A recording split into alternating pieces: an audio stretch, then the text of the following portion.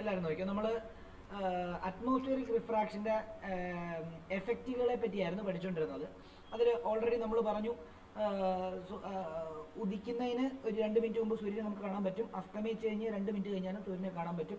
Daily അങ്ങനെ നമുക്ക് 4 minute കൂടുതൽ കിട്ടും എന്നുള്ള കാര്യം നമ്മൾ പഠിച്ചിരുന്നു. രണ്ടാമത്തേത് ഫ്ലിക്കറിങ് ഓഫ് എന്താണ് object when it is observed എന്താണ് ത്രൂ ഫയർ, അല്ലെങ്കിൽ ആ തീ കത്തുന്നതിൻ്റെ ഇടയിലൂടെ അതിനെ നോക്കി കഴിഞ്ഞ് കഴിഞ്ഞാൽ നമുക്കത് ഫ്ലിക്കർ ചെയ്യുന്ന പോലെ കാണാൻ പറ്റും എന്നുള്ളതാണ് അതിൻ്റെ എക്സ്പ്ലനേഷൻ ഞാൻ പറഞ്ഞിരുന്നു അല്ലേ, തന്നിരുന്നു. മൂന്നാമത്തെ ആപ്ലിക്കേഷൻ ആണ് അടുത്ത് പറയാൻ പോകുന്നത്. അതായത് സ്റ്റാർസ് എഴുതിക്കോളൂ. Stars seems higher, stars seems higher than they actually are. അതായത് അതെന്താണെന്ന് ഞാൻ പറഞ്ഞുതരാം, എഴുതിക്കോ. The refractive index of earth atmosphere in general increases from top to the bottom. എന്ന് പറഞ്ഞാൽ അർത്ഥം എന്താണെന്നറിയോ? മോളിൽ നിന്ന് താഴോട്ട് വരുന്നതോറും റിഫ്രാക്റ്റീവ് ഇൻഡെക്സ് കൂടുകയാണ്. റിഫ്രാക്റ്റീവ് ഇൻഡെക്സ് കൂടുക എന്ന് പറഞ്ഞാൽ അതിനർത്ഥം കൂടുതൽ ഡെൻസർ ആവുകയാണ്. അത് ഞാൻ കഴിഞ്ഞ ദിവസം വരച്ച് കാണിച്ചായിരുന്നു. മുകളിലുള്ള ലെയറിനേക്കാളും താഴെയുള്ള ലെയർ ഡെൻസർ ആയിരിക്കും, അല്ല താഴെയുള്ളതിനേക്കാളും മുകളിലുള്ളത് റെയർ ആയിരിക്കും. ഓക്കെ, അപ്പോൾ മുകളിൽ നിന്ന് താഴോട്ട് വരുന്ന സമയത്ത് ജനറലി എന്താണ് കൂടുതൽ ഡെൻസിറ്റി കൂടിക്കൊണ്ട് വരുവാണ്. ഓക്കെ, ഇനി bottom. So the light coming from a star near the horizon has to travel from rarer medium to denser medium, and it bends towards the normal, due to which stars appears higher. അതിൻ്റെ ഒരു പടവും കൂടെ നമുക്ക് വരയ്ക്കണം.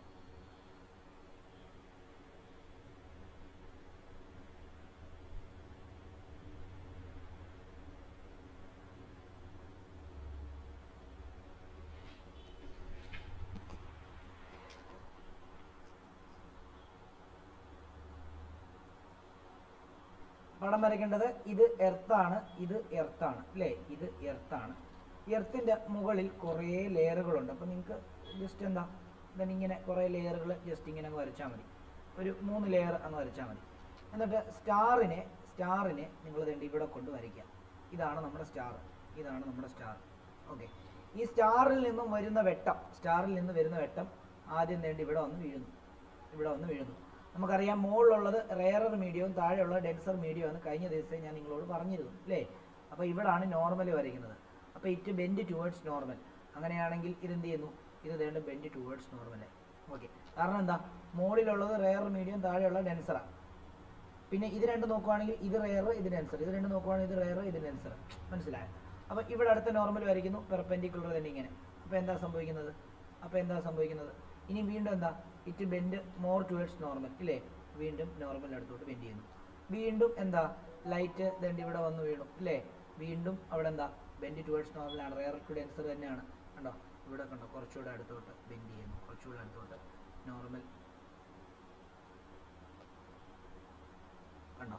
അപ്പം ശരിക്കും പറഞ്ഞു കഴിഞ്ഞാൽ ഒബ്സർവർ ഇതുണ്ട് ഇവിടെയാണ് നിൽക്കുന്നത്. ഇതാണ് നമ്മുടെ ഒബ്സർവർ.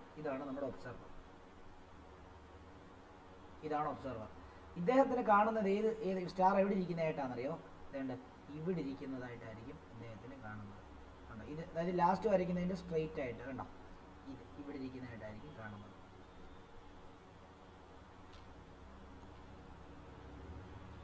ഇത് റിയൽ പൊസിഷൻ, റിയൽ പൊസിഷൻ. ഇത് അപ്പാരന്റ് പൊസിഷൻ, അപ്പാരന്റ് പൊസിഷൻ. മോളിൽ നിന്ന് താഴോട്ട് വരുമ്പോഴും increasing refractive index, increasing refractive index. Refractive index കൂടുക എന്ന് പറഞ്ഞാൽ മോർ ഡെൻസർ ആവുക എന്നർത്ഥം, more denser means more dense.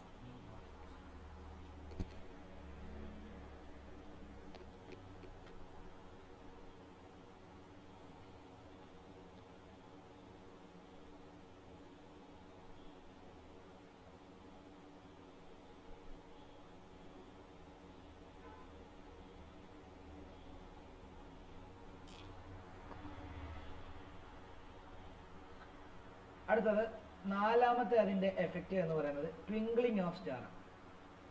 Twinkling of star. Twinkling of star.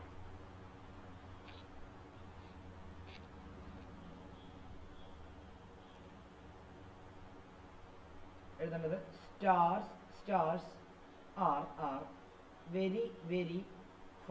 very far from us.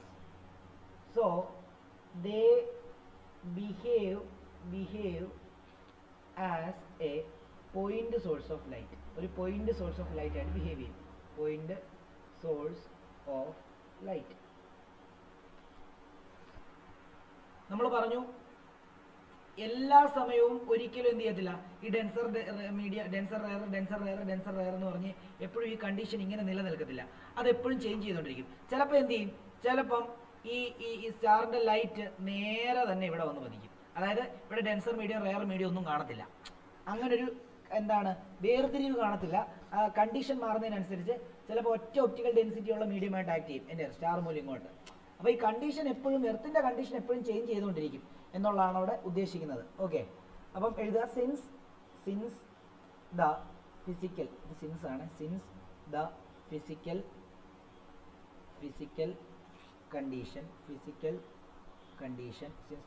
Condition of the earth atmosphere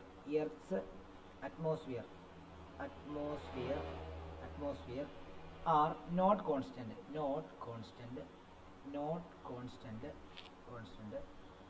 the light from different direction are not constant. Light from stars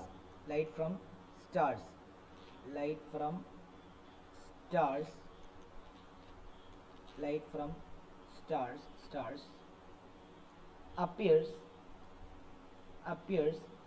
to come from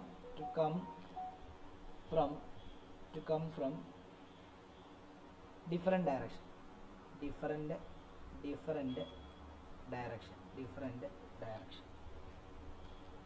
This results in fluctuation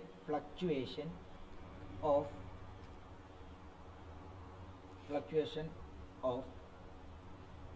apparent position of star. Apparent position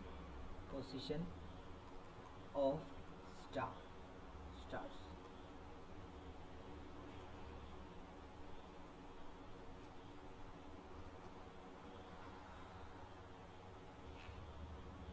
The amount of light coming from star also vary due to change in refractive index of atmosphere.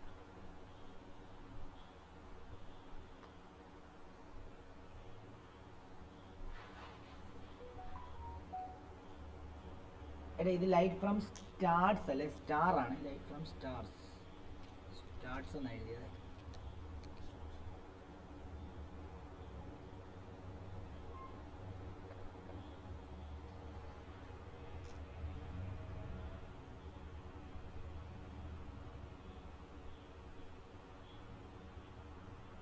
ഒരു line വിട്ട് എഴുതുക. The stars appears bright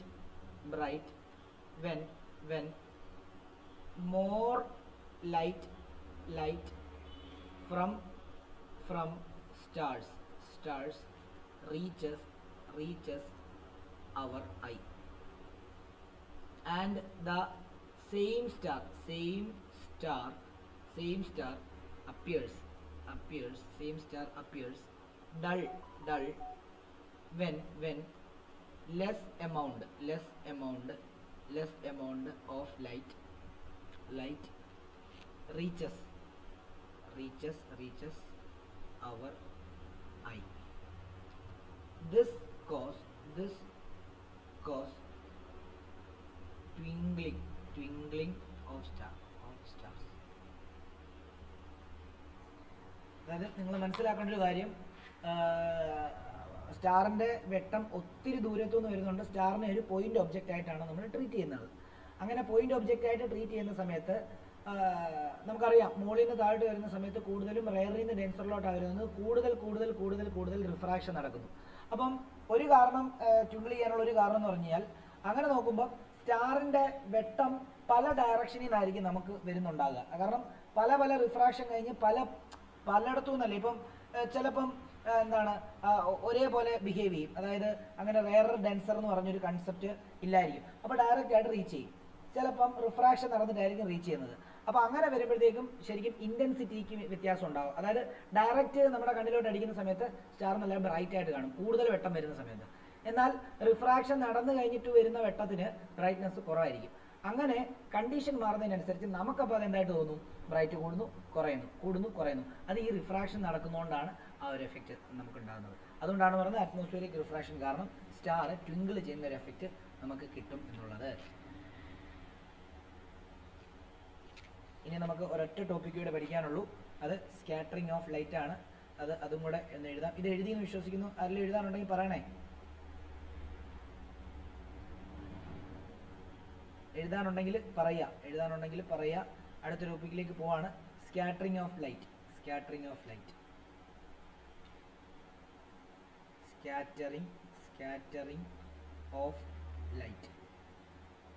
ഈ scattering of light ഇല്ലായിരുന്നുവെങ്കിൽ നമുക്ക് sky ഇത്രയ്ക്ക് beautiful ആയിട്ടുള്ള നീല sky.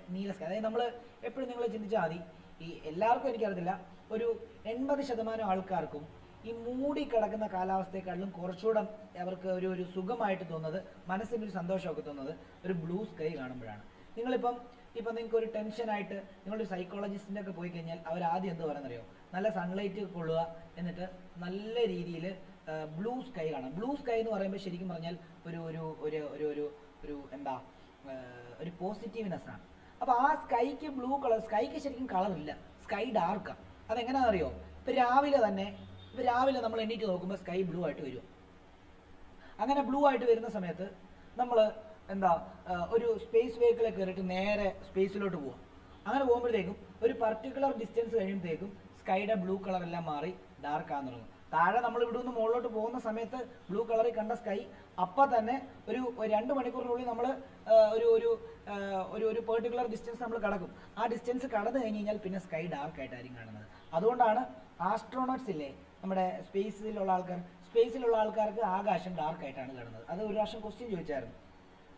അപ്പം അതെന്തുകൊണ്ടാണെന്ന് ചോദിച്ചു കഴിഞ്ഞാൽ അവിടെ സ്കാറ്ററിങ് നടക്കുന്നില്ല എന്നുള്ള കാരണം കൊണ്ടാണ്. അറ്റ്മോസ്ഫിയറിൽ ശരിക്കും എർത്തിന് ചുറ്റിൽപ്പെട്ട അറ്റ്മോസ്ഫിയറിൽ ഇഷ്ടത്തിന് പാർട്ടിക്കിൾസ് ഉണ്ട്. ഡസ്റ്റ് ഉണ്ട്, സ്മോക്ക് ഉണ്ട്, അതേപോലെ തന്നെ മഞ്ഞുണ്ട്, സസ്പെൻഡഡ് ആയിട്ടുള്ള വാട്ടർ പാർട്ടിക്കിൾസ് ഉണ്ട്, ഗേഷ്യസ് മോളിക്യൂൾസ് ഉണ്ട്. ഇങ്ങനെയുള്ള ഒത്തിരി പാർട്ടിക്കിൾസ് അറ്റ്മോസ്ഫിയറിലുണ്ട്. കണ്ണിനുണ്ട് കാണാൻ പറ്റുന്നതും കാണാൻ പറ്റാത്തതുമായിട്ടുള്ള ഒത്തിരി പാർട്ടിക്കിൾ. ഓക്കെ, ആ പാർട്ടിക്കിളിലെല്ലാം തട്ടിയിട്ട് ലൈറ്റ് ഇങ്ങനെ ചെതറിപ്പോകുന്നുണ്ട്. ഈ ചെതറുമ്പോൾ ലൈറ്റിനകത്ത് 7 കളറുണ്ടല്ലോ.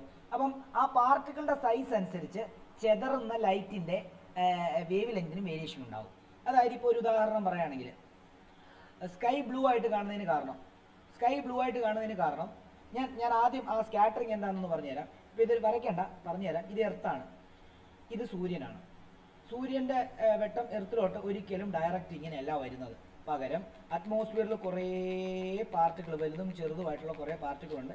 ലൈറ്റ് ഇതേലും ഇങ്ങനെ തട്ടി ഇങ്ങനെ തട്ടി തട്ടി തട്ടി തട്ടി തട്ടി ഇവിടുന്ന് ചെതറും 7 കളറും 4 കളറും 3 കളറും 2 കളറും ഒക്കെ ആയിട്ട് എന്ത് ചെയ്യും, സ്പ്ലിറ്റ് ചെയ്തിട്ട് എല്ലാമാണ് എന്ത് ചെയ്യുന്നത്, നമ്മുടെ ഇവിടെ ഒരു ഒബ്സർവർ ഉണ്ടെങ്കിൽ ഒബ്സർവറിൻ്റെ ദേഹത്തോട്ട് വന്ന് വീഴുന്നത്. ഓക്കെ ആണല്ലോ. അപ്പോൾ ഇങ്ങനെ സ്കാറ്ററിങ് നടക്കുന്ന സമയത്ത് നമുക്ക് എന്ത് കാണാൻ പറ്റും, ബ്ലൂ കളർ സ്കൈ നമുക്ക് കാണാൻ പറ്റുന്നത് ഇങ്ങനെ സ്കാറ്ററിങ് ഉള്ളതുകൊണ്ടാണ്. രണ്ടാമത്തേത് ഡേഞ്ചർ സിഗ്നൽസ് ഒക്കെ റെഡ് കളറിൽ സെറ്റ് ചെയ്തിരിക്കുന്നതിൻ്റെ കാരണം, അതേപോലെ തന്നെ സന്ധ്യാസമയത്തും സൂര്യൻ ഉദിക്കുന്ന, അതായത് രാവിലെ ഒരു 6 മണി സമയത്തും അറ്റ്മോസ്ഫിയറിന് ഒരു റെഡിഷ് ഓറഞ്ച് കളറായിരിക്കും, അല്ലെങ്കിൽ സൂര്യനൊരു റെഡ് കളറായിരിക്കും. ഇതെല്ലാം സ്കാറ്ററിങ് കൊണ്ട് ഉണ്ടാകുന്ന ഒരു തോന്നലാണ്. മനസ്സിലായോ? അപ്പം തോന്നലല്ല, സ്കാറ്ററിങ് കൊണ്ട് ഉണ്ടാകുന്ന ഒരു എഫക്റ്റാണ്. മനസ്സിലായോ? നമുക്ക് കാണാൻ പറ്റും. ഓക്കെ, അപ്പം അതൊക്കെയാണ് ഈ സ്കാറ്ററിങ്ങിൻ്റെ പ്രത്യേകത. അപ്പം ഞാൻ ആദ്യം ഒരു കാര്യം പറയാം, സ്കാറ്ററിങ് എന്താണെന്ന് പറയാം. സ്കാറ്ററിങ് എന്ന് പറയുമ്പോൾ ലൈറ്റ് അറ്റ്മോസ്ഫിയറിക് പാർട്ടിക്കിൾ തട്ടിയിട്ട് ചെതറി പോകുന്നതിനെയാണ് സ്കാറ്ററിങ് എന്ന് പറയുന്നത്. അങ്ങനെ ചെതറുമ്പോൾ അത് അതിൻ്റെ 7 കളറായിട്ടോ 4 കളറായിട്ടോ 3 കളറായിട്ടോ, ചിലപ്പം ചെതറുമ്പോൾ അത് ആ വൈറ്റ് കളറായിട്ട് തന്നെ ആയിരിക്കും എന്ത് ചെയ്യുന്നത്. അതായത് ഇപ്പം ഇത് സൂര്യനാണ്, ഇതൊരു അറ്റ്മോസ്ഫിയറിക് പാർട്ടിക്കിൾ തട്ടിയിട്ട് കണ്ടോ, ഇത് അതിൻ്റെ വേവ് ലെങ്തിൻ്റെ അതിൻ്റെ സൈസിനനുസരിച്ചുള്ളൊരു പാർട്ടിക്കിൾ, അതിനേക്കാളും വലിയ പാർട്ടിക്കിളായിരുന്നു. അപ്പോൾ എന്ത് ചെയ്യുന്നു, അത് എന്താ സ്പ്ലിറ്റ് ആകത്തില്ല, അതായത് അതിൻ്റെ കോൺസ്റ്റിറ്റ്യൂൻ്റ് കളറായിട്ട് മാറത്തില്ല, പകരം വൈറ്റ് ആയിട്ട് തന്നെ എന്ത് ചെയ്യും, സ്പ്ലിറ്റ് അല്ല എന്താണ് ചെതറിട്ട് അടുത്ത അവിടെ വീണ്ടും എന്ത് ചെയ്യുക, ഇങ്ങനെ റിപ്പീറ്റഡ് ആയിട്ട് ഇങ്ങനെ ചെതറിയാണ് ഭൂമിയിലെത്തുന്നത്. ഈ ക്ലൗഡ് വൈറ്റ് ആയിട്ട് കാണുന്നതിന് കാരണം സൂര്യനിൽ നിന്ന് വരുന്ന വെട്ടം അതായത് ഇതാവാതെ, അതായത് ഡിസ്പേഴ്സ്ഡ് ആവാതെ ഡയറക്റ്റ് ആയിട്ട് വൈറ്റ് ലൈറ്റിനെ തന്നെ അത് ചെതറിക്കുന്നതുകൊണ്ടാണ്. അതായത് വൈറ്റ് ലൈറ്റ് വന്ന് വീഴുന്നു, ആ വൈറ്റ് ലൈറ്റ് ആയിട്ട് തന്നെ എന്ത് ചെയ്യുന്നു, അത് സ്കാറ്റർ ചെയ്യുന്നതുകൊണ്ടാണ് ക്ലൗഡ് നമുക്ക്. കാരണം ക്ലൗഡിനകത്ത് ക്ലൗഡ് ഫോം ചെയ്തിരിക്കുന്നത് വാട്ടർ മോളിക്കൂളും ഡസ്റ്റും എല്ലാം കൂടെ ചേർന്നാണ് ക്ലൗഡ് ഫോം ചെയ്യുന്നത്. അതിൻ്റെ സൈസ് വളരെ വലുതാണ്. അപ്പോൾ ലൈറ്റ് വന്ന് വീഴുന്ന സമയത്ത് ആ വൈറ്റ് തന്നെ ആയിരിക്കും എന്ത് ചെയ്യുന്നത്, വൈറ്റ് ആയിട്ട് തന്നെ ആയിരിക്കും അതിനെ സ്കാറ്റർ ചെയ്ത് കളയുന്നത്. ആ സ്കാറ്റർ ചെയ്യുന്ന ലൈറ്റാണ് നമ്മുടെ കണ്ണിൽ റീച്ച് ചെയ്യുന്നത്. അതുകൊണ്ടാണ് എന്താണ് ക്ലൗഡ് വൈറ്റ് ആയിട്ട് കാണുന്നത്. ഓക്കെ, ഇനി ബ്ലൂ ആയിട്ട് കാണുന്നതിന് കാരണം എന്താണെന്ന് ചോദിച്ചു കഴിഞ്ഞാൽ, ബ്ലൂ ആയിട്ട്, അതായത് ഞാൻ ഇത് എഴുതിയിട്ട് നോട്ട് തരാമേ. ഇതാണ് എർത്ത്.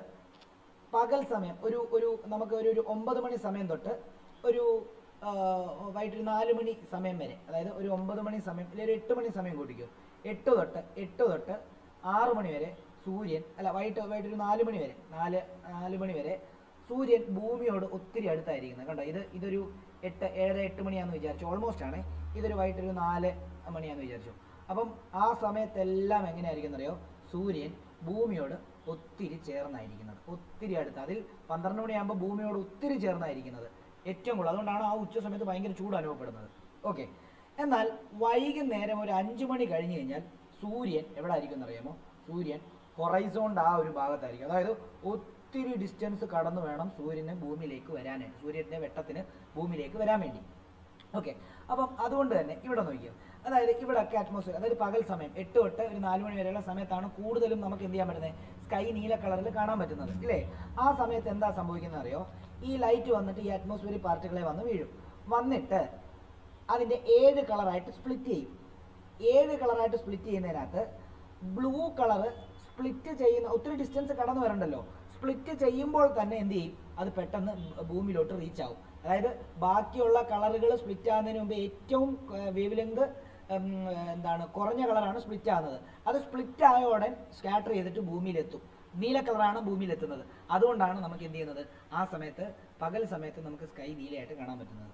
നേരെ മറിച്ച് വൈകുന്നേരം ആയിക്കഴിഞ്ഞ് കഴിഞ്ഞാൽ സൂര്യൻ്റെ കളറും ചുമപ്പായിരിക്കും, വൈകുന്നേരം രാവിലെയും സൂര്യൻ്റെ കളറും ചുമപ്പായിരിക്കും, അറ്റ്മോസ്ഫിയറിൻ്റെ കളർ ഒരു യെല്ലോയിഷ് റെഡിഷ് ഓറഞ്ച് ആ ഒരു ലെവലായിരിക്കും. അതെന്തുകൊണ്ടാണെന്ന് ചോദിച്ചു കഴിഞ്ഞാൽ, വൈകുന്നേരങ്ങളിൽ സൂര്യന് ഒത്തിരി സൂര്യൻ്റെ വെട്ടത്തിന്, സൂര്യൻ എന്ന് ഉദ്ദേശിക്കുന്ന സൂര്യൻ്റെ വെട്ടമാണ്, സൂര്യൻ്റെ വെട്ടത്തിന് ഒത്തിരി ഡിസ്റ്റൻസ് ട്രാവൽ ചെയ്തിട്ട് വേണം ഭൂമിയിലെത്താൻ വേണ്ടി. അപ്പം ഒരു പ്രശ്നമുണ്ട്, വേവ് ലെങ്ത് കൂടിയ ലൈറ്റ് റെഡ് ആണെന്ന് നമ്മൾ പഠിച്ചായിരുന്നു ഇല്ലേ, വേവ് ലെങ്ത് കുറഞ്ഞ ലൈറ്റ് ബ്ലൂ വയലറ്റ് ആണെന്നുള്ള കാര്യം നമ്മൾ പഠിച്ചായിരുന്നു. അപ്പം വേവ് ലെങ്ത് കുറയാന്ന് പറഞ്ഞു കഴിഞ്ഞാൽ കൂടുതൽ ദൂരം പോവില്ല എന്നർത്ഥം, വേവ് ലെങ്ത് കൂടിയതെന്ന് പറഞ്ഞാൽ കൂടുതൽ ദൂരം പോകുമെന്ന അർത്ഥം. അപ്പം ഈ റെഡ് എന്ത് ചെയ്താൽ, അപ്പോൾ ഇവിടെ ഓൾറെഡി സൂര്യൻ്റെ വെട്ടം ഇവിടെ വരുമ്പോൾ ഇവിടെയൊക്കെ അറ്റ്മോസ്ഫിയർ പാർട്ടികളുണ്ട്, ഇതിലെല്ലാം തട്ടിയിട്ട് എല്ലാ കളറും സ്കാറ്റർ ചെയ്യാനുള്ള സമയം അവിടെ ഉണ്ടാവും. കാരണം മറ്റേന്ന് പറയുമ്പോഴത്തേക്കും റെഡ് ഒന്നും സ്കാറ്റർ ചെയ്യുന്നതിന് മുമ്പ് തന്നെ ബ്ലൂ കളർ സ്കാറ്റർ ചെയ്തിട്ട് ഭൂമിയിൽ എത്തുന്നതുകൊണ്ടാണ് നമുക്ക് ആദ്യം സ്കൈ നീലയായിട്ട് കാണാൻ പറ്റുന്നത്. ഇവിടത്തെ സംബന്ധിച്ച് ഇവിടെ എല്ലാ കളറും സ്കാറ്റർ ചെയ്ത് പോകാനുള്ള സമയമുണ്ട്. കാരണം ഇവിടെ എന്താ, ഇവിടെ ഒത്തിരി ഡിസ്റ്റൻസ് കവർ ചെയ്ത് വേണം എന്ത് ചെയ്യാൻ, ഭൂമിയിലോട്ട് സൂര്യൻ്റെ വെട്ടം എത്താൻ വേണ്ടി ആ സമയം. അങ്ങനെ വരുമ്പോൾ ഉണ്ടല്ലോ ബ്ലൂ കളർ കംപ്ലീറ്റ് ആയിട്ട് സ്കാറ്റർ ചെയ്തിട്ട് അതിന് ഭൂമി വരെ എത്താനായിട്ടുള്ള ഒരു വേവ് ലെങ്ത് ഇല്ല. വേവ് ലെങ്ത് വളരെ കുറവാണ്, ലെങ്ത് വളരെ കുറവാണ്. പക്ഷേ റെഡിന് അതിനനുസരിച്ചുള്ള വേവ് ലെങ്ത് ഉള്ളതുകൊണ്ട് സ്കാറ്റർ ചെയ്താലും റെഡ് കളർ മാത്രമായിരിക്കും ഭൂമി വരെ റീച്ച് ചെയ്യുന്നത്. അതുകൊണ്ടാണ് ആ സമയത്ത് നിങ്ങൾക്ക് ആകാശം നോക്കിയാലും ഒരു റെഡിഷ് യെല്ലോയിഷ് ആയിട്ടായിരിക്കും നിങ്ങൾക്ക് കാണാനായിട്ട് സാധിക്കുക. അല്ലെങ്കിൽ സൂര്യനെ നോക്കിയാൽ പ്യുവറായിട്ട് നിങ്ങൾ വൈകിട്ടൊരു ബീച്ചിലൊരു സൺസെറ്റ് കാണാൻ പോയി കഴിഞ്ഞാൽ നല്ല റെഡായിട്ടായിരിക്കും സൂര്യനെ കാണാൻ പറ്റുക. ഇതെല്ലാം ഈ ഒരു കൺസെപ്റ്റ് കൊണ്ടാണ്. ഇത് മാത്രമല്ല, ടിൻഡൽ എഫക്റ്റ് എന്ന് പറഞ്ഞൊരു എഫക്റ്റ് ഉണ്ട്. എന്താണെന്ന് പറയുക ടിൻഡൽ എഫക്റ്റ്? ടിൻഡൽ എഫക്റ്റ് എന്ന് പറഞ്ഞു കഴിഞ്ഞാൽ നിങ്ങൾ ഈ വനത്തിനകത്തൂടെ ഒക്കെ ട്രെക്കിങ് അല്ലേ പോട്ടെ, റബ്ബറും തോട്ടത്തിനകത്തൂടെ നടന്നു പോകുന്ന സമയത്ത് രാവിലെയോ അല്ലെങ്കിൽ വൈകുന്നേരങ്ങളിലോ അതിനകത്ത് ആ ഇലയുടെ ഇടയിൽ കൂടി ഇങ്ങനെ ഒരു സ്പോട്ട് ലൈറ്റ് പോലെ സൂര്യൻ്റെ വെട്ടം വരുന്നത് നിങ്ങൾ കണ്ടിട്ടുണ്ടോ? അല്ലെങ്കിൽ പോട്ടെ ഏതെങ്കിലും സൺഡേയോ അല്ലെങ്കിൽ അവധിയുള്ള ദിവസം നിങ്ങൾ വൈകിട്ടോ രാവിലെയോ കിടന്നുറങ്ങുന്ന സമയത്ത് വെയിൽ ജനലിനകത്തൂടെ അടിക്കുന്ന സമയത്ത് പൊടി ഇങ്ങനെ ആ വെയിലുള്ള ഭാഗത്തൂടെ പറക്കുന്നത് നിങ്ങൾ കണ്ടിട്ടുണ്ടോ? ഇതെല്ലാം ടിൻഡൽ ഇഫക്റ്റ് ആണ്. ടിൻഡൽ ഇഫക്റ്റ് എന്താണെന്ന് ചോദിച്ചു കഴിഞ്ഞാൽ നമുക്കിപ്പം ഫോറസ്റ്റിൻ്റെ കാര്യം പറയാം. ഞാൻ ട്രാവലറാണ്, ഞാൻ ഒത്തിരി ട്രാവൽ ചെയ്യും, ഞാൻ ട്രെക്കിങ്ങിന് പോകാറുണ്ട് ഫോറസ്റ്റിൽ. അപ്പം കനോപ്പി എന്ന് പറയുന്നൊരു അവസ്ഥയാണത്. അത് ഞാൻ ഒത്തിരി കണ്ടിട്ടുണ്ട്. അത് നല്ല കാര്യം. അതായത് നല്ല ഇരുട്ടുള്ള വനത്തിനകത്തോട്ട് ട്രെക്ക് ചെയ്ത് പോകുന്ന സമയത്ത് സൂര്യൻ്റെ വെട്ടം, നല്ല വെയിലുള്ള സമയമായിരിക്കും, പക്ഷേ അത് അവിടെ വെട്ടം കുറവായിരിക്കും. അപ്പോൾ ഇതിനകത്തൂടെയൊക്കെ എന്ത് ചെയ്യും, ഒരു കീറ് വെട്ടം ഇങ്ങനെ എന്ത് ചെയ്യും, ഒരു സ്പോട്ട് ലൈറ്റ് പോലെ ഇങ്ങനെ അടിച്ചു വരും. അതെന്തുകൊണ്ടാണെന്ന് അറിയോ? ഫോറസ്റ്റിൻ്റെ അകത്ത് അറ്റ്മോസ്ഫിയറിൽ നനവുണ്ട്, വാട്ടർ മോളിക്യൂൾസ് സസ്പെൻഡ് ചെയ്ത് കിടപ്പുണ്ട്. അപ്പോൾ ആ വാട്ടർ പാർട്ടിക്കിൾസിലെല്ലാം തട്ടിയിട്ട് ഈ ലൈറ്റ് ഇങ്ങനെ സ്കാറ്റർ ചെയ്യുന്നതുകൊണ്ടാണ് നിങ്ങൾക്ക് ഇങ്ങനെ ഒരു സ്പോട്ട് ലൈറ്റ് പോലെ നിങ്ങൾക്ക് കാണാനായിട്ട് സാധിക്കുന്നത്. അതേപോലെ തന്നെയാണ് പൊടി പറക്കുമ്പോഴും. ശരിക്കും അവിടെ പൊടി ഉള്ളതുകൊണ്ടാണ് ആ പൊടിയെ തട്ടിയിട്ട് ഈ ലൈറ്റ് റിപ്പീറ്റഡ് ആയിട്ട് റിഫ്ലക്ഷൻ നടക്കുന്നതുകൊണ്ടാണ്, സ്കാറ്റർ ചെയ്യുന്നതുകൊണ്ടാണ് ആ പൊടി ഇങ്ങനെ പറക്കുന്നത്. പൊടി ഇങ്ങനെ വെട്ടം വന്ന് വീഴുമ്പോൾ അതിനൊരു എനർജി കിട്ടും, അതിങ്ങനെ മുകളിലോട്ട് പറക്കും എല്ലാം. എന്ത് ചെയ്യും, ഈ വെട്ടം വന്ന് വീഴുമ്പോൾ വീണ്ടും റിപ്പീറ്റഡ് ആയിട്ട് അങ്ങോട്ടും ഇങ്ങോട്ടും എന്ത് ചെയ്യും, പറന്നുകൊണ്ടേയിരിക്കും. എന്നാൽ നിങ്ങൾ അപ്പുറത്ത് നോക്കിക്കഴിഞ്ഞാൽ, വെയിലില്ലാത്ത സ്ഥലത്ത് നോക്കിക്കഴിഞ്ഞാൽ ഒന്നും കാണാൻ പറ്റത്തില്ല, പക്ഷെ അവിടെയും പൊടിയുണ്ട് എന്നുള്ള കാര്യം നിങ്ങൾ ആലോചിക്കുക. ഓക്കെ, ആ പൊടി മുകളിലോട്ട് പറക്കുന്നത് ഈ വെട്ടം വന്ന് വീഴുന്ന സമയത്ത് ടിൻഡൽ എഫക്റ്റ് കാരണമാണ്. ഓക്കെ ആണല്ലോ? അപ്പം ഇതിനെയാണ് നമ്മൾ ടിൻഡൽ എഫക്റ്റ് എന്ന് പറയുക. അപ്പോൾ ഇത്രയും കാര്യങ്ങൾ നമുക്കൊന്ന് എഴുതിയെടുക്കണം. അപ്പോൾ നിങ്ങൾക്ക് മനസ്സിലായെന്ന് വിചാരിക്കുന്നു. ചാപ്റ്റർ ഇത്രയുമേ ഉള്ളൂ. സ്കാറ്ററിങ് എല്ലാം കഴിഞ്ഞു. ഓക്കെ, ഇനി ഇതും കൂടെ ഒന്ന് എഴുതിക്കോ. ഇതും കൂടെ എഴുതി കഴിഞ്ഞിട്ട് നമുക്ക് ചാപ്റ്റർ ഇപ്പോൾ വൈൻഡപ്പ് ചെയ്യാം. എഴുതിക്കോളൂ. സ്കാറ്ററിങ് ഓഫ് ലൈറ്റ് നിങ്ങൾ ഹെഡിങ് എഴുതിയിട്ടുണ്ടാവും. Scattering of light.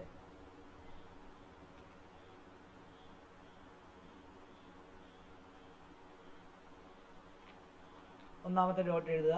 The reflection, ഒന്നാമത്തെ dot reflection of light from an object in all direction is called scattering of light. Scattering of light. Doubt ഉള്ളവർ ചോദിക്കണം. ഞാൻ ഈ പറഞ്ഞ കാര്യത്തിനകത്തൊക്കെ ഡൗട്ട് ഉള്ളവർ എന്നോട് ചോദിക്കണം. It depends on the size of particle. ഞാൻ പറഞ്ഞായിരുന്നു അല്ലേ? Size of particle which scatter light. അടുത്ത ഡോട്ട് എഴുതുക. Small size particle scatter blue colour of light. ചെറിയ സൈസുള്ള അറ്റ്മോസ്ഫിയറിക് പാർട്ടിക്കിൾ കൂടുതലും സ്കാറ്റർ ചെയ്യുന്നത് ബ്ലൂ ലൈറ്റ് ആയിരിക്കും. അതെന്തുകൊണ്ടാണെന്ന് വെച്ചാൽ അതിൻ്റെ വേവ് ലെങ്ത് ഷോർട്ടർ ആണ്. ബ്രാക്കറ്റിൽ എഴുതുക, shorter wavelength. Or wavelength shorter ആകുമ്പോൾ എന്താ, ഫ്രീക്വൻസി ഹൈ ആയിരിക്കും, ഹൈ ഫ്രീക്വൻസി.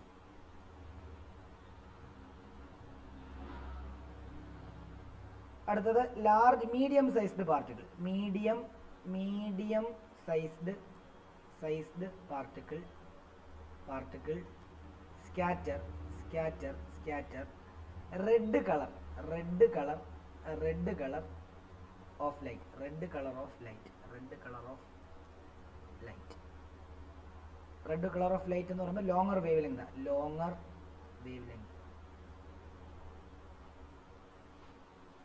ഇനി ലാർജ് സൈസ് പാർട്ടിക്കിൾ, ഞാൻ പറഞ്ഞു ക്ലൗഡിൻ്റെ ഒക്കെ കേസിലുള്ള large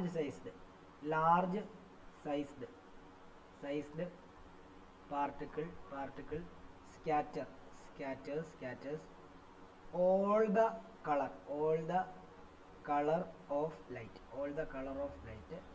That's why it appears white.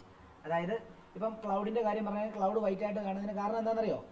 ക്ലൗഡിനകത്തുള്ളത് large size പാർട്ടിക്കിളാണ്. സൂര്യൻ്റെ വെട്ടത്തിലെ 7 കളറും അതേ വന്ന് വീഴും. ഈ 7 കളറിനെ ഒരുമിച്ച് സ്കാറ്റർ ചെയ്യും. ലാർജ് സൈസിൻ്റെ പാർട്ടിക്കിളിൻ്റെ പ്രത്യേകതയാണ് 7 കളറിനെ ഒരുമിച്ച് സ്കാറ്റർ ചെയ്യും. അങ്ങനെ ഒരുമിച്ച് സ്കാറ്റർ ചെയ്യുമ്പോൾ അവിടെ വൈറ്റ് ലൈറ്റ് തന്നെയായിരിക്കും നമ്മുടെ കണ്ണിൽ റീച്ച് ചെയ്യുന്നത്. അതുകൊണ്ടാണ് ക്ലൗഡ് വൈറ്റ് ആയിട്ട് നമുക്ക് കാണാൻ പറ്റുന്നത്. ഇനിയും ഒരു കാര്യം ഒരു ഇതും കൂടെ എഴുതിക്കണം. സ്കാറ്ററിങ് വേവ് ലെങ്തിന് ഇൻവേഴ്സ്ലി പ്രൊപ്പോർഷണൽ ആയിരിക്കും. അതും കൂടെ ഒന്ന് എഴുതിയേക്കണം.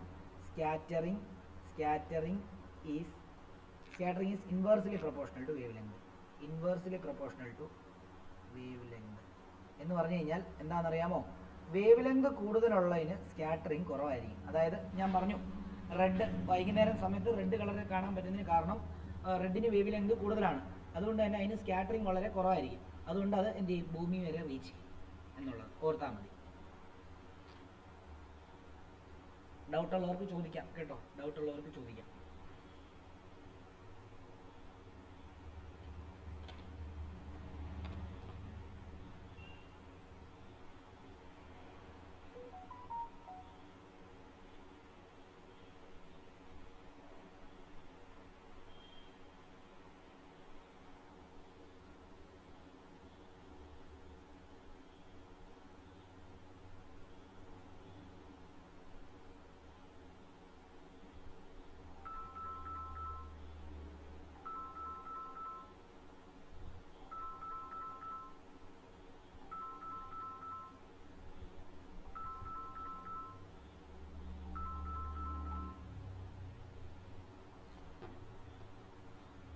എഴുതിയെന്ന് വിശ്വസിക്കുന്നു. അടുത്തതിനകത്ത് എഴുതുക effect of scattering of light. Effect of scattering of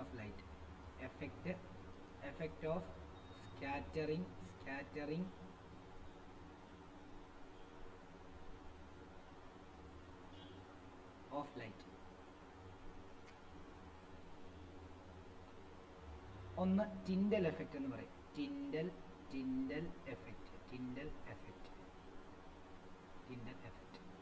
Tyndall എഫക്റ്റിനകത്ത് the earth atmosphere is a heterogeneous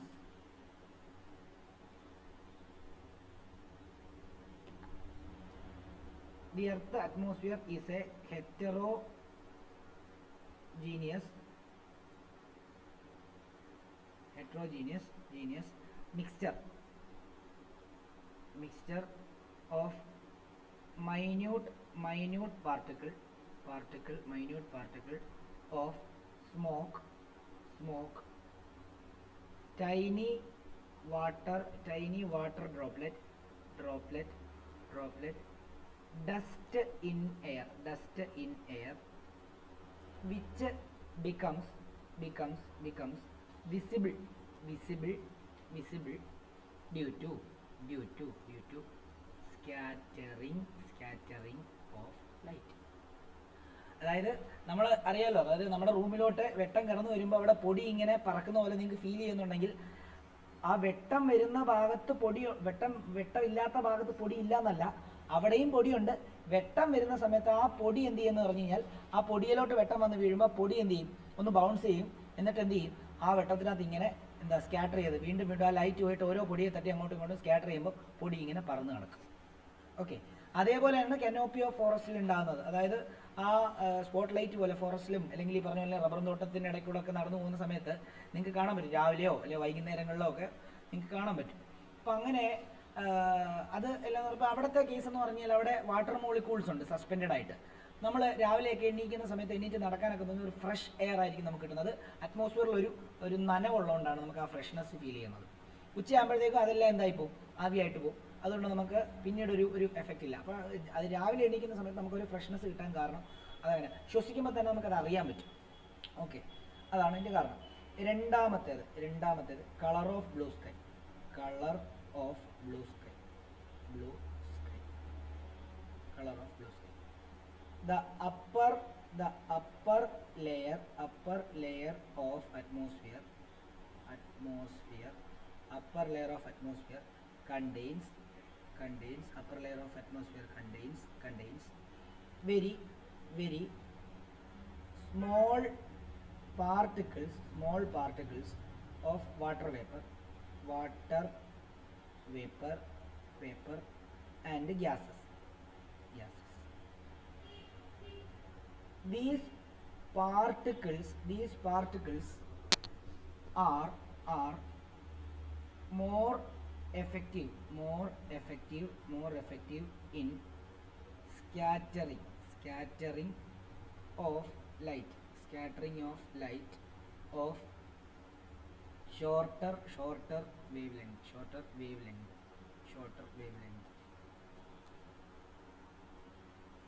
Mainly blue color. So sky appears blue. If Earth had no atmosphere,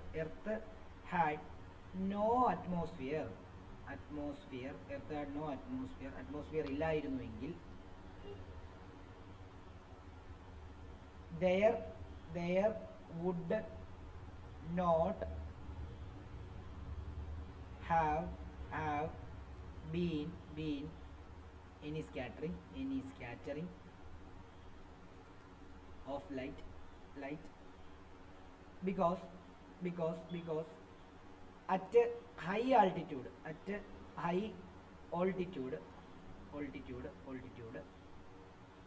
there are no particles. That's why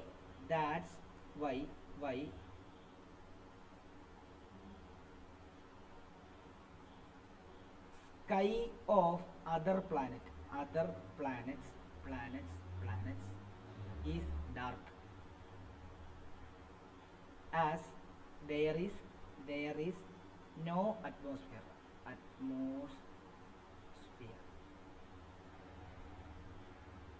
എന്നിട്ട് ഒരു line വിട്ടിട്ട് എഴുതുക. So sky appears dark to any astronauts in space or to a passenger of a jet plane.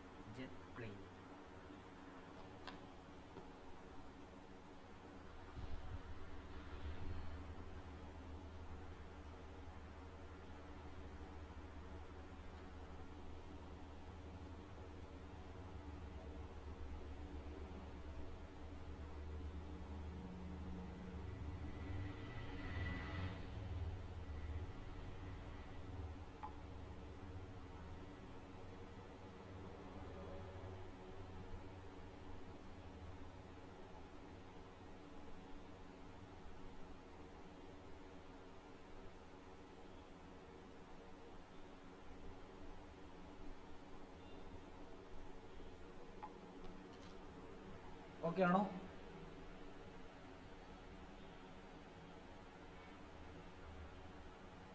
Okay ആണെങ്കിൽ നമുക്ക് ഇതിനകത്ത് രണ്ട് application ഉണ്ട്. ഒരെണ്ണം 3 എഴുതിയിട്ട് danger signs are of red colour. Danger signs are of red colour.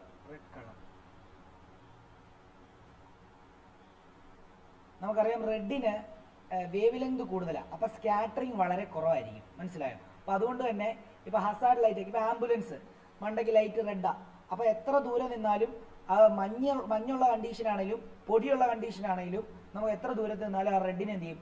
റെഡിന് wave length വളരെ കൂടുതലായതുകൊണ്ട് എന്ത് ചെയ്യാം? ആ റെഡ് ഒത്തിരി ദൂരം സഞ്ചരിക്കും, സ്കാറ്റർ ചെയ്യാതെ, ചെതറിപ്പോവാതെ. പൈലറ്റ് ആണെങ്കിൽ നമുക്ക് ഒത്തിരി ദൂരെ നിന്നാൽ കാണാൻ പറ്റത്തില്ല, കാരണം എന്ത് ചെയ്യും? അത് സ്കാറ്റർ ചെയ്ത് ചെതറിപ്പോവും. ഓക്കെ ആണല്ലോ? അപ്പം red is the least scattered color. color. It is least scattered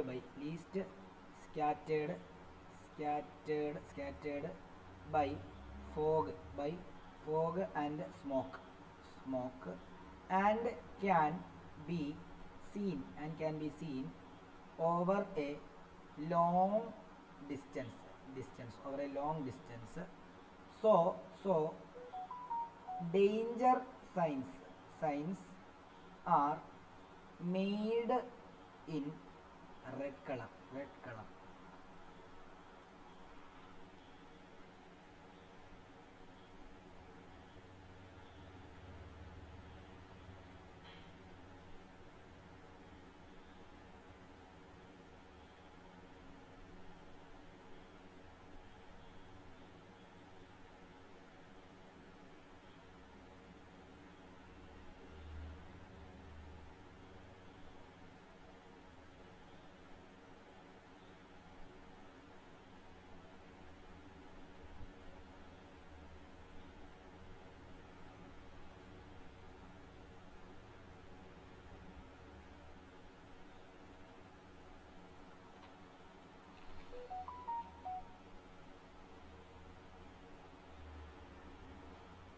എഴുതിയെന്ന് വിശ്വസിക്കുന്നു. നാലാമത്തെ എഫക്റ്റിലോട്ട് പോകുന്നു.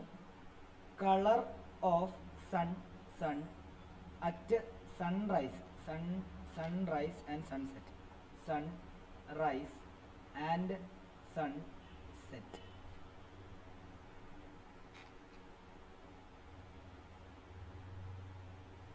During sunrise and sunset, the sun is near horizon. Sun is near horizon. Therefore sunlight has to travel larger distance in atmosphere.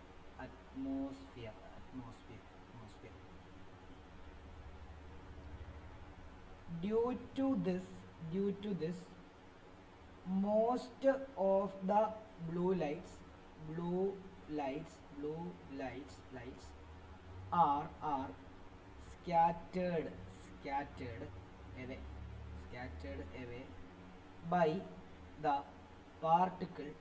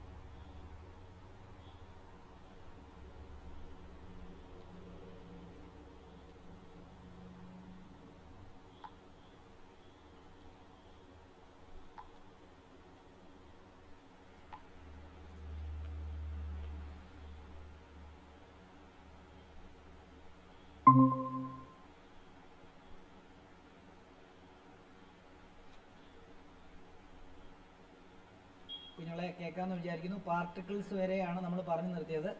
Particles the light of longer wave length wavelength will reach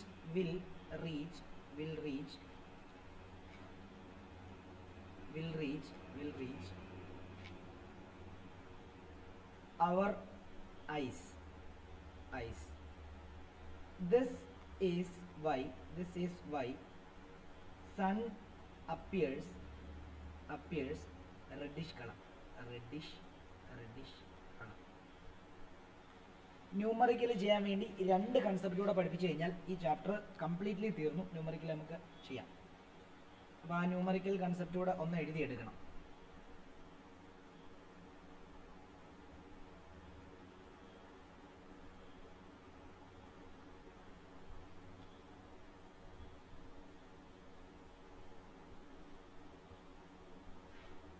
ഇത് ഇത്രയും എഴുതിയോ എല്ലാവരും? Shreya, dean, Akshita, എലീജ പറഞ്ഞേ.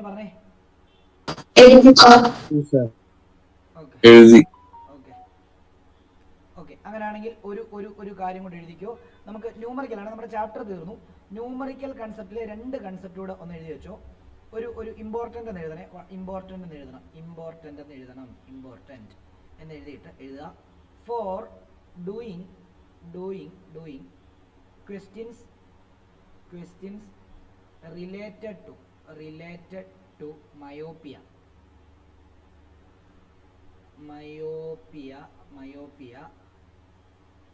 u is taken as negative infinity ആണ്. അതായത് negative infinity എന്ന് പറയുമ്പോൾ far point of normal eye. അതായത് നമ്മൾ മയോപ്പിയ റിലേറ്റഡ് ക്വസ്റ്റ്യൻ ചെയ്യുന്ന സമയത്ത് യു എപ്പോഴും ഇൻഫിനിറ്റി ആയിട്ട് വേണം എടുക്കുക. നെഗറ്റീവ് ഇൻഫിനിറ്റി എന്ന് കൊടുക്കുന്നേ ഉള്ളൂ, ഇൻഫിനിറ്റി എന്ന് എടുക്കാം. അത് ഇൻഫിനിറ്റി എന്താ?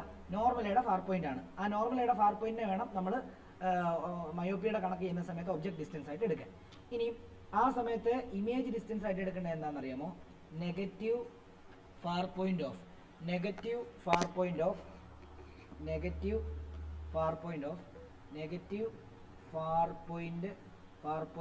Of myopic I. അതായത് നമുക്കറിയാം നോർമൽ ഐയുടെ ഫാർ പോയിന്റ് ഇൻഫിനിറ്റിയാ, ഒബ്ജക്ട് ഡിസ്റ്റൻസിനെ ഇൻഫിനിറ്റി ആയിട്ട് എടുക്കുക. എന്നാൽ മയോപ്പിക് ഐ എന്ന് പറയുമ്പോൾ എന്താ? അടുത്തുള്ള ഒബ്ജക്റ്റിനെ കാണാൻ പറ്റത്തുള്ളൂ, ദൂരെയുള്ള ഒബ്ജക്റ്റിനെ കാണാൻ പറ്റത്തില്ല. അതായത് ആ ഇൻഫിനിറ്റി അവിടെ നിന്ന് മാറി അടുത്തേക്ക് വന്നെന്നർത്ഥം. അപ്പം പുതിയ ഫാർ പോയിന്റ് ആയി. അപ്പോൾ പുതിയ ഫാർ പോയിന്റ് വേണം എന്തായിട്ട് എടുക്കാൻ? ഇമേജ് ഡിസ്റ്റൻസ് ആയിട്ട് എടുക്കാനായിട്ട്. ഡൗട്ട് ചോദിച്ചോ? ആരോ ഡൗട്ട് ചോദിക്കാൻ വന്നു?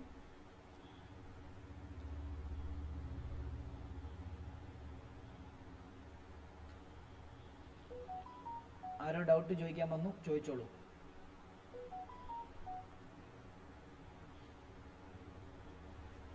അതേപോലെ തന്നെ അടുത്തത് ഇങ്ങനെ ആരോ ഇട്ടിട്ട് എഴുതുക. ഇവിടെ for doing questions related to hypermetropia u എന്തായിട്ട് എടുക്കണം എന്നറിയാമോ? യു എന്ന് പറയുന്നത് negative near point of normal I.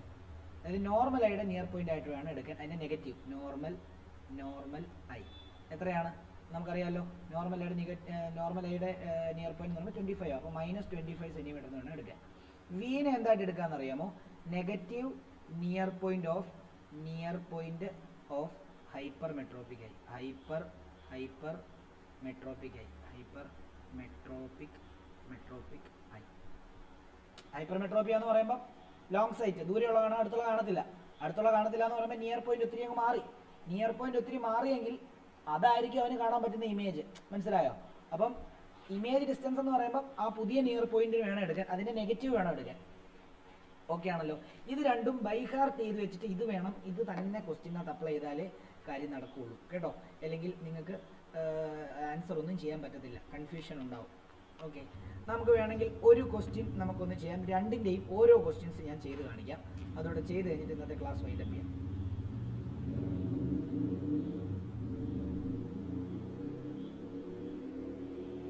ഇത് എഴുതിയെടുത്തു എന്ന് വിശ്വസിക്കുന്നു. അപ്പോൾ ആ ക്വസ്റ്റ്യൻ ഞാനൊന്ന് എഴുതിയെടുക്കുകയാണ്. ക്വസ്റ്റ്യൻ ഞാനൊന്ന് എഴുതി തരാം, നോക്കിക്കോളൂ. ഈ ക്വസ്റ്റ്യനും കൂടെ ഒന്ന് ചെയ്തോളൂ.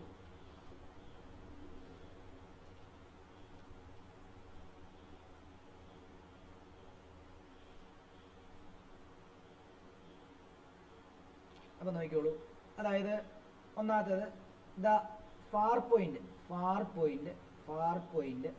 Of a myopic eye is 150 centimetre ആണ് in front of the eye. Calculate the focal length and the power of lens required to enable him to see distant object clearly. ഈ ക്വസ്റ്റ്യൻ നിങ്ങൾ ശ്രദ്ധിച്ചോണം. ഇവിടെ far point of a myopic I തന്നിട്ടുണ്ട്. നമുക്കറിയാം normal I ആണെങ്കിൽ normal ഐയുടെ far point എന്ന് പറഞ്ഞു കഴിഞ്ഞാൽ എത്രയാണ്? ഇൻഫിനിറ്റി ആണ്. എന്നാൽ ഈ കണ്ണിന് എന്തോ പ്രശ്നം പറ്റി, അപ്പോൾ അവൻ്റെ മയോപ്പിയാണ്. അപ്പോൾ മയോപ്പിയ എന്ന് പറയുമ്പോൾ ഷോർട്ട് സൈറ്റ് ആണ്, അടുത്തുള്ള കാണാം, ദൂരെയുള്ള കാണത്തില്ല. അപ്പം അവൻ്റെ ഫാർ പോയിന്റ് റെഡ്യൂസ് ചെയ്തിട്ട് 150 സെൻറ്റിമീറ്ററിലായി. ഓക്കെ ആണല്ലോ. അപ്പം 150 സെൻറ്റിമീറ്ററിലാകുന്ന സമയത്ത് അപ്പം ന്യൂ ഫാർ പോയിന്റ് എന്ന് പറഞ്ഞാൽ, അതായത് മയോപ്പികയുടെ ഫാർ പോയിന്റ് എന്ന് പറഞ്ഞു കഴിഞ്ഞാൽ 150 സെൻറ്റിമീറ്ററും നോർമലയുടെ ഫാർ പോയിന്റ് എന്ന് പറയുമ്പോൾ ഇത് ഇൻഫിനിറ്റിയുമാണ്. നമ്മൾ മയോപ്പിയുടെ കണക്കാണെന്ന് ആദ്യം ഉറപ്പ് വരുത്തിയ ശേഷം നമ്മൾ എന്ത് ചെയ്യാം? മയോപ്പിക് അതിന് തന്നിട്ടുണ്ട്, അതുകൊണ്ട് തന്നെ നമ്മൾ യുവിനെ എന്തായിട്ട് എടുക്കുക? നെഗറ്റീവ് ഇൻഫിനിറ്റി ആയിട്ട് എടുക്കുക. വിനെ എന്തായിട്ട് എടുക്കുക? നെഗറ്റീവ് ഫാർ പോയിന്റ് ഓഫ് എന്താണ്? മയോപ്പിക് ആയിട്ട് എടുക്കുക. Okay, 150 centimetre. അങ്ങനെയാണെങ്കിൽ നമുക്ക് എന്ത് ചെയ്യാം? ഫോക്കൽ ലെങ്ത് കണ്ടുപിടിക്കാൻ ലെൻസ് ഫോർമുല ഉപയോഗിക്കാം. 1/f = 1/v - 1/u ആണ്. അങ്ങനെയാണെങ്കിൽ 1/f = 1/v എന്ന് പറയുമ്പോൾ 1/-150 - 1/-∞ എന്ന് വരും. 1/-∞ 0 ആയിട്ടാണ് എടുക്കുന്നത്. അങ്ങനെയാണെങ്കിൽ നമുക്ക് 1/f = എന്തെന്ന് വരും? 1/-150 എന്ന് വരും. അങ്ങനെയാണ് f = -150 സെൻറ്റിമീറ്റർ ആണല്ലോ. പവർ കണ്ടുപിടിക്കണമെന്ന് പറഞ്ഞിട്ടുണ്ട്.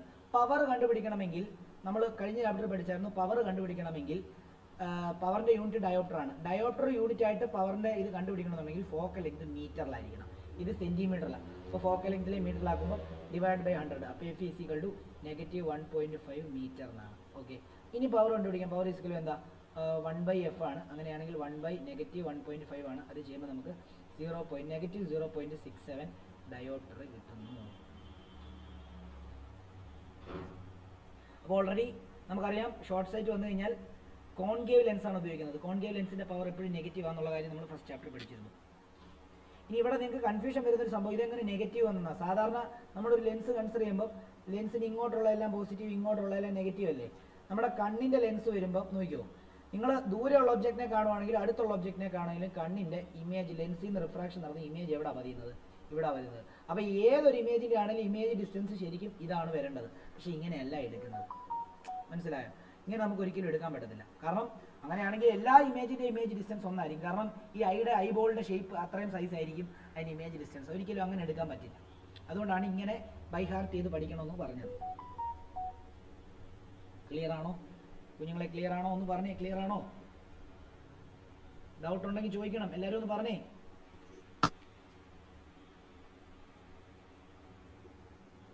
ഡൗട്ട് ഉണ്ടോ എന്ന് ചോദിച്ചേ, പെട്ടെന്നാട്ടെ.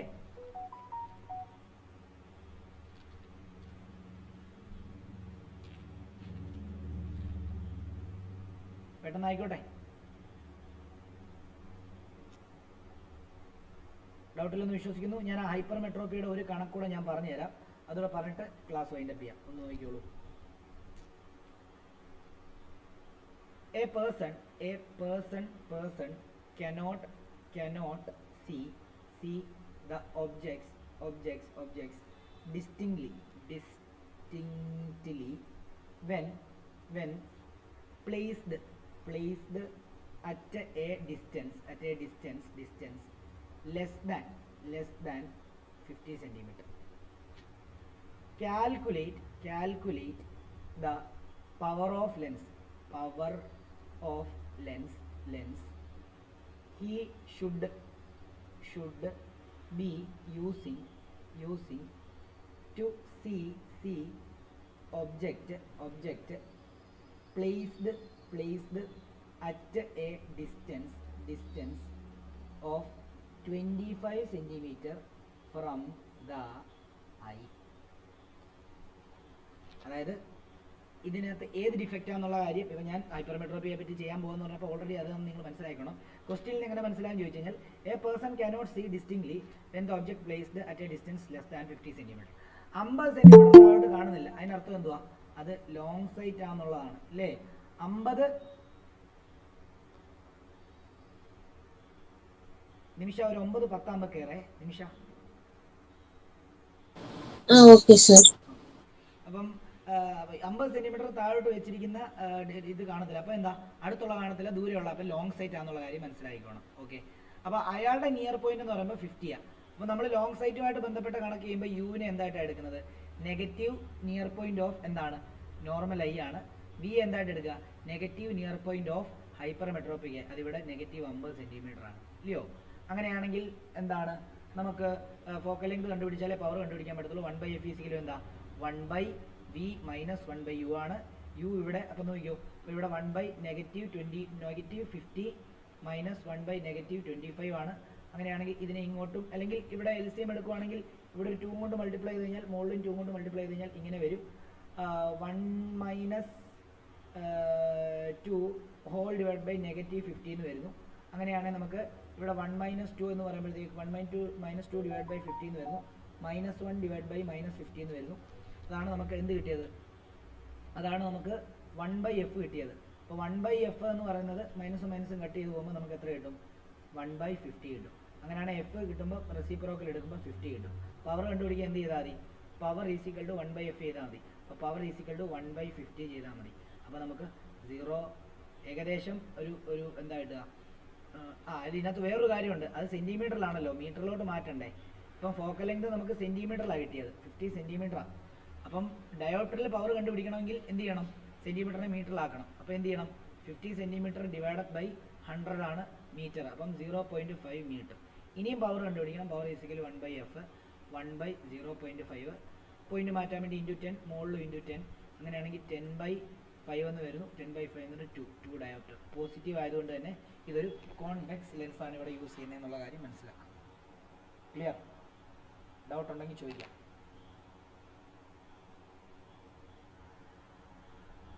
ഡൗട്ട് ഉണ്ടെങ്കിൽ ചോദിക്കാം. Any doubt?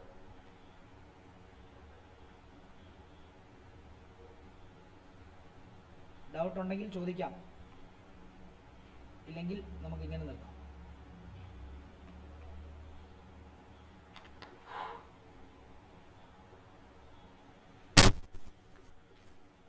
ശ്രേയ ഓക്കെ ആണോ?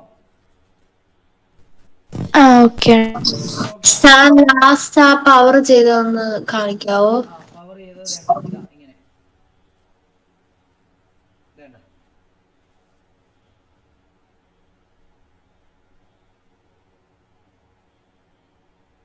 ഓക്കെ.